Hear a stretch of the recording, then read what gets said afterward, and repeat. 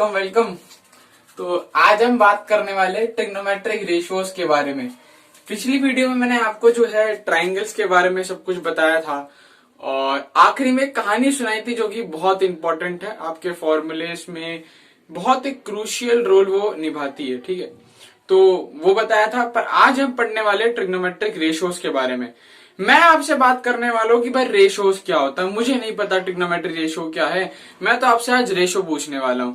वहीं से आपको बता दूंगा कि साइन थीटा क्या होता है, कॉस थीटा क्या होता है। मजा आने वाला है। ठीक है, तो मुझे बस ये बताओ रेशियो का मतलब क्या होता है। रेशियो निकालना जैसे 2:3, 4:5, मतलब किसी ना किसी चीज को डिवाइड कर रहे होते हैं, है ना। तो यहाँ पर मैंने क्या करा, एक ट्राइंगल ले लिया है ABC और ये B नहीं है, ये बेस लिखा है। ठीक है, ABC ये वर्टेक्स हो गए, ये हाइपोटेन्यूस, ये परपेंडिकुलर, ये बेस। मैं आपसे बोलता हूं कि आप मुझे डिफरेंट डिफरेंट रेशियोज निकाल के दिखाओ। अच्छा, कोई बच्चा बोल सकता है सर एक काम करो कि परपेंडिकुलर और बेस को डिवाइड कर दो। मैंने बोला ठीक है भाई। मैंने क्या करा, परपेंडिकुलर अपॉन बेस लिख दिया। किसी बच्चे ने बोला कि एक काम करो परपेंडिकुलर अपॉन हाइपोटेन्यूस कर दो। अच्छा ले भाई, मैंने परपेंडिकुलर अपॉन हाइपोटेन्यूस कर दिया। किसी ने बोला एक काम करो कि बेस अपॉन हाइपोटेन्यूस कर दो। मैंने बोला ले भाई, मैंने इसको भी डिवाइड कर दिया। तो ये बेसिकली क्या है, ये आपकी है रेशियोज, है ना। जब दो चीजों को डिवाइड करते तो एक रेशियो जनरेट होता है। तो ये क्या आपकी रेशियोज है। अब मेरी बात ध्यान से सुनना। ट्रिग्नोमेट्री क्या था, ट्रायंगल को मेजर करने के लिए हमने एक नई तरीके की मैथ्स को डेवलप करा है, वही ट्रिग्नोमेट्री होती है। हमने क्या करा, ये जो नई नई अलग अलग तरीके की जो रेशियोज है ना, जैसे आपका अगर स्कूल में बात करूं तो आपके अलग अलग नाम हो सकते हैं, है ना। किसी का नाम चिरंजी हो सकता है ना, लक्ष्मण हो सकता है, अलग अलग नाम हो सकते हैं और नाम से उस बंदे को आइडेंटिफाई किया जाता है। उसी तरीके से अगर मान लो कोई किसी को बात करनी है परपेंडिकुलर अपॉन हाइपोटेन्यूस की, तो इसका बस नाम दे दिया है, दैट इज साइन थीटा। अब इस चीज को आपको अच्छे से लर्न करना है कि किसका नाम हमने क्या रखा है। थीटा क्या होता है, एंगल। मैंने आपको कल भी बताया था कि भाई मैं तो वैसे बहुत ही लेजी हूं और मैथमेटिशियंस भी बहुत लेजी होते हैं। तो हम एंगल्स को जो है थीटा से रिप्रेजेंट कर देते हैं। अब जब वो सी की बात कर रहा होगा तो मैं AB अपॉन BC लिख दूंगा। जब वो A की बात कर रहा होगा तो मैं BC अपॉन AC लिख दूंगा। ठीक है, समझ आ रही है बात। अच्छा, उसी तरीके से जो बेस अपॉन हाइपोटेन्यूस लिखा है ना, इसका हम नाम रख देते हैं कॉस थीटा। भाई मेरी मर्जी, मेरी मर्जी में किसी का नाम कुछ भी रख दूं, पर आप नहीं कर सकते। आपको यही याद रखना है। ठीक है, हमने इसको कन्वेंशन बना लिया है। परपेंडिकुलर अपॉन बेस को बोलते हैं tan थीटा। तो इन तीनों रेशियोज, अब देखो ये रेशियोज नहीं रही है, हमने इसको ट्रिग्नोमेट्री से जोड़ दिया तो इनको क्या बोला जाता है, ट्रिगोनोमेट्रिक रेशियोज। आई थिंक आपको कॉन्सेप्ट समझ आया होगा। अब इसको आपको डायरेक्टली एकदम अच्छे से रट लेना है। अभी मैं आपको ट्रिक बता देता हूं ऐसे याद करने की, पर एकदम मैं आपको सच सच बता रहा हूं कि इसको हो सके तो एकदम अच्छे से रट लो। ट्रिक के भरोसे मत रहना, पर कभी कभार अगर फंस जाओ तो ट्रिक यूज कर सकते हो। ट्रिक क्या है इसको याद रखने की, पाकिस्तान भूखा प्यासा, हिंदुस्तान हरा भरा। भाई देखो यार, मैं किसी का क्या बोलूं यार, मैं किसी के देश की यार वैसे तो बुराई नहीं करनी चाहिए वैसे तो, पर ये ट्रिक है, ट्रिक याद करनी पड़ेगी। तो पाकिस्तान क्या है, भूखा प्यासा है, और हिंदुस्तान क्या है, हरा भरा है। तो ये जो आगे लिखा है ना, ये क्या हो गया आपके पास, साइन थीटा हो गया। और जो बीच में लिखा है ना, जब B अपॉन H, ये क्या हो गया आपके पास, कॉस थीटा हो गया। और आखिरी में जो P अपॉन B लिखा है वो क्या हो गया, tan थीटा। दोबारा रिपीट कर रहा हूँ, साइन थीटा कितना होगा, perpendicular upon hypotenuse. Cos theta क्या होगा, base upon hypotenuse. tan theta क्या होगा, परपेंडिकुलर अपॉन बेस। अच्छा, समझ आ गई सर, ट्रिक भी समझ आ गई। बट हम ट्रिक पे उतना फोकस नहीं करेंगे, हम इसको डायरेक्टली याद रख लेंगे। अच्छा, अब किसी बच्चे ने बोला कि सर ये क्या बात है, परपेंडिकुलर अपॉन बेस कर रहे हो, मुझे तो बेस अपॉन परपेंडिकुलर करना है। मैंने बोला भाई कर ले तू बेस अपॉन परपेंडिकुलर, बस का नाम अलग रख दियो। उसने बोला सर मैं कॉट थीटा रख दूंगा। मैंने बोला ठीक है भाई। तो अगर इसकी बात करूं ना, परपेंडिकुलर अपॉन बेस, तो वो tan थीटा होता है। बट अगर मैं इसको पलट दूं, बेस अपॉन परपेंडिकुलर कर दूं, तो उसका नया नाम आ जाता है कॉट थीटा। उसी तरीके से अगर मैं इसको उल्टा कर दूं ना, ये परपेंडिकुलर अपॉन हाइपोटेन्यूस है, अगर मैं हाइपोटेन्यूस अपॉन परपेंडिकुलर कर दूं तो उसको हम बोलते हैं कोसेक थीटा। क्या बोलते हैं? Cosec theta. तो मतलब कोसेक थीटा और साइन थीटा क्या है? एक दूसरे के उल्टे पुल्टे। अच्छा, मतलब अगर मैं लिखूं कि sine theta is equal to 1 upon cosec theta, तो किसी को ऐतराज नहीं होना चाहिए, क्योंकि साइन थीटा और कॉस थीटा एक दूसरे की क्या है? उल्टे पुल्टे हैं। अच्छा सर, बात समझ आ गई। ये रिलेशन अभी मैं एक और बार अच्छे से बताऊंगा, अभी हमें इस पे फोकस करना है। अच्छा, इसके बाद कॉस थीटा का भी उल्टा होगा, तो हाँ भाई होता है, उसको बोलते हैं सेक थीटा। ये कितना होता है? हाइपोटेन्यूस अपॉन बेस होता है।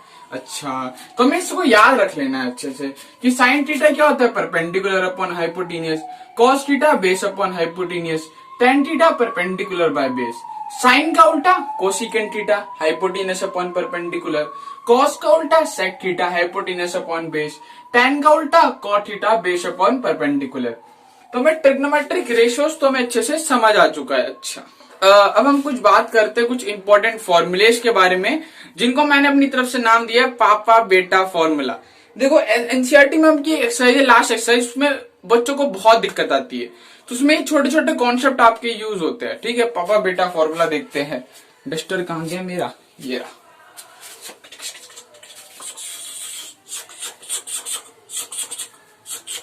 हाँ, मिट गया।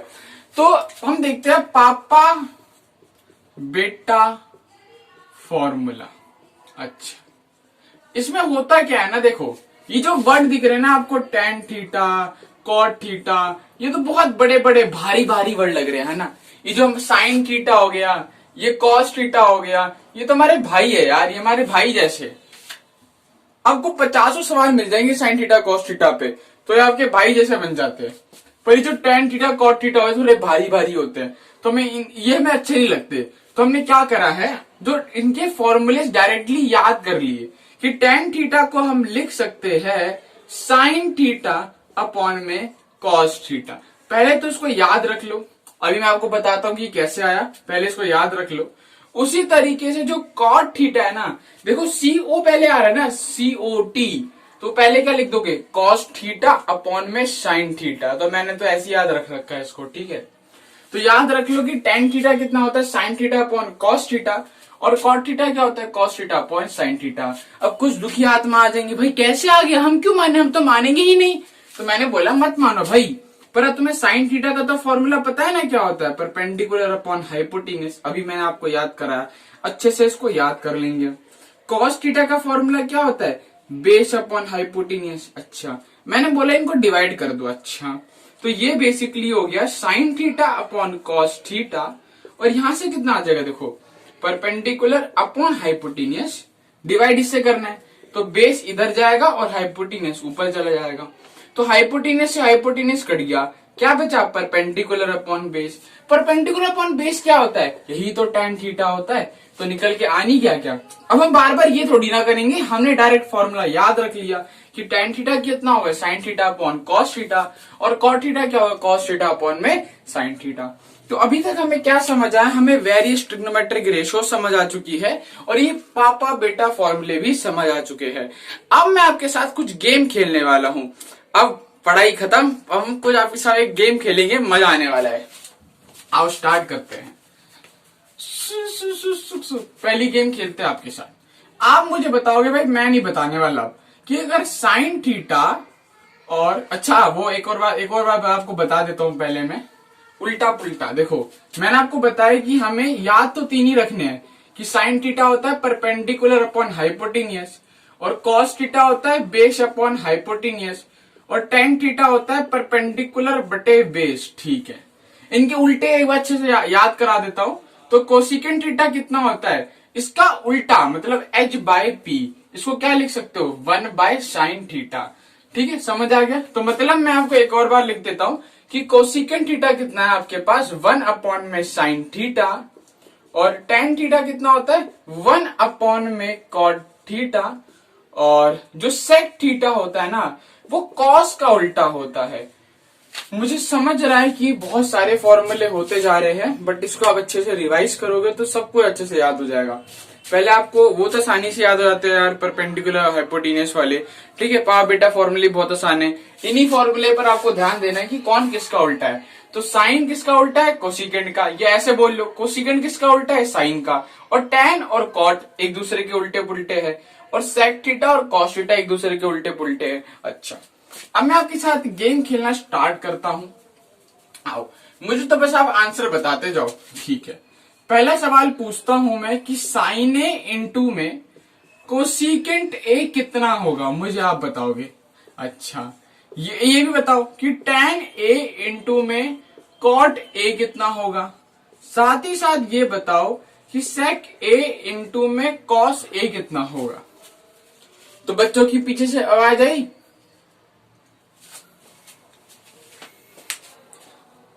वन होगा सर। अच्छा, तो सबने बोल दिया कि वन होगा। क्यों वन होगा? देखो सिंपल, एक समझा देता हूं फटाफट। साइन ए इंटू में कोसिकेंट ए क्या है? 1 साइन ए। तो क्या हो गया आपके पास? साइन ए से साइन ए कट गया, क्या बच गया आपके पास? 1। ये भी 1 हो गया। ये उसी तरीके से कॉट ए कितना होता है आपके पास? 1 टैन ए। ठीक है, तो इसको बोल बोल के आपको अच्छे से याद हो जाएगा। तो ये कितना हो गया? 1 हो गया। कॉस ए कितना होगा? 1 सेक ए। तो सेक ए से सेक ए कट गया, क्या बच गया आपके पास? 1। तो ये तीन चीज ध्यान रखना कि ऐसे अगर प्रोडक्ट्स मिलते हैं तो इसका 1 हो जाता है। ज्यादातर आपका बीच वाला यूज होता है कि tan A into cot A क्या होता है? 1 होता है। अच्छा, अभी और भी गेम खेलेंगे आपके साथ। अच्छा, तो 3 गेम खेली, अब चलते हैं चौथे पे। कहता है कि मुझे ये बताओ कि साइन ए का स्क्वायर करके बताओ क्या होगा। मैंने बोला भाई ये कैसा सवाल है? मैंने बोला भाई ये क्या सवाल है? अगर तुम मुझसे एक्स स्क्वायर पूछते तो मैं इसको कैसे लिखता? एक्स इंटू, अरे यार एक्स क्यों ले लिया, थोड़ा कंफ्यूजन हो जाएगी। चलो वाई ले लेता हूं। वाई स्क्वायर पूछते तो मैं इसको लिख देता वाई इंटू वाई। अगर साइन ए पूछ रहे तो क्या होगा? ये कितना होगा यार? सिंपल सी बात है, साइन ए इंटू में साइन ए होगा। अच्छा, कि इसको अब ध्यान से देखना, इसको मैं लिखूंगा sine square A and it is not equal to sine of A square.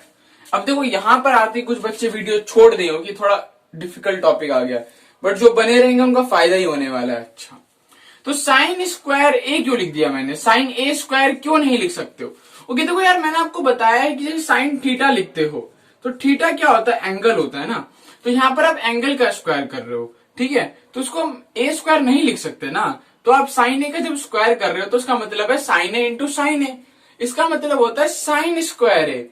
इसका मतलब साइन ए का स्क्वायर नहीं होता है, क्योंकि यहाँ पर आप एंगल का स्क्वायर कर रहे हो ना। एंगल का स्क्वायर थोड़ी ना कर सकते हो जब इसका स्क्वायर कर रहे हो। अच्छा, ये आपको बात समझ आ गई। अब देखो एक और मतलब होता है कि साइन ए का मतलब क्या है। जैसे अगर मान लो मैं लिखता हूं 2x, तो इसका मतलब क्या होता है कि 2x से मल्टीप्लाई हो रहा है। तो इसका मतलब क्या है कि साइन ए से मल्टीप्लाई हो रहा है? नहीं हो रहा, क्योंकि ये मैंने आपको 50 बार बता चुका हूं कि इसके अंदर क्या लिखा होता है? एंगल लिखा होता है। इसका मतलब कतई ही नहीं है कि साइन ए से मल्टीप्लाई हो रहा है, ये नहीं है, ये मल्टीप्लाई का सिंबल है। इसका मतलब ये नहीं होता है।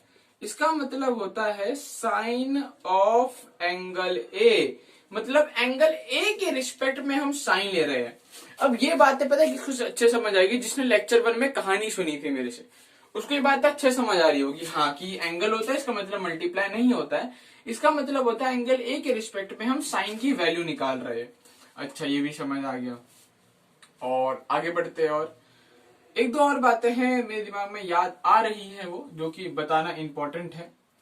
तो अब मैं आपको एक ट्रिक के बारे में बता देता हूं जो आपको किसी को नहीं बतानी है, पर मैं आपको बताने जा रहा हूं नलायको, जो कि है आपके पास, मैं ही भूल गया, पाइथागोरस ट्रायड।